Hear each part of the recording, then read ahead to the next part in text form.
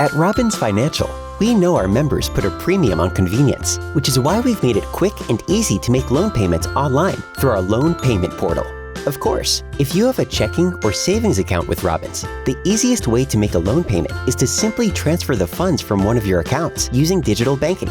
But if you don't have a Robbins checking or savings account, you can still sign up with our online loan payment portal in just a few minutes. And once you're registered, you can easily make a payment on any type of loan other than a first mortgage or business loan. And for any Robbins Financial loan payment made online, up to $1,000, it's 100% free. If you need to make a payment beyond that amount, or want to call in to make your payment with one of our agents for any other reason, the charge is only $3. When making a payment to a Robbins Financial loan using digital banking, you can use any deposit account, including an account from another financial institution. You'll just need to have your full routing and account information ready to go. And if you're in a rush, you can even use ExpressPay to make a single payment without registering.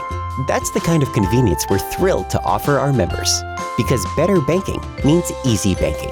So visit the Robbins Financial website today and register to pay your loans the easy way. Or for more information about how you can obtain a loan from Robbins Financial or open a checking account, simply call, click, or visit any of our branch locations.